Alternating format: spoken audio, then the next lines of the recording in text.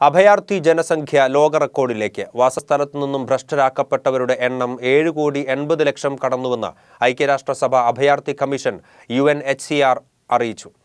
ഇവർ പ്രതികൂല കാലാവസ്ഥയിൽ അപകടകരമായ അവസ്ഥയിൽ കഴിയുകയാണെന്ന് UNHCR മുന്നറിയിപ്പ് നൽകി.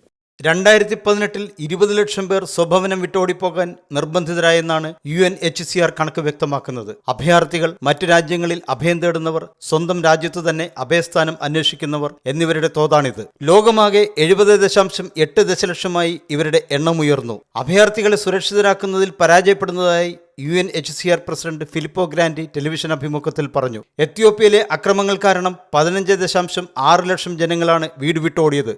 അവരിൽ ബഹുഭൂരിപക്ഷവും എത്യോപ്യയ്ക്കുള്ളിൽ തന്നെ അഭയം തേടുന്നു. അഭയാർത്ഥി സംഖ്യയിൽ 1/5 വെനസ്വേലയിലെ രാഷ്ട്രീയ അരക്ഷിതാവസ്ഥ മൂലം അതിർത്തി കടന്നു പോകുന്നവരാണ്. ഏതാണ്ട് 3.5 ലക്ഷം മനുഷ്യർ ഈ തെക്കൻ അമേരിക്കൻ രാജ്യത്തു നിന്ന് പുറത്തു കടന്നുവെന്ന് കണക്കാക്കുന്നു. ചിലപ്പോൾ കണക്കുകൾ ഇതിലും കൂടുതലാകാം.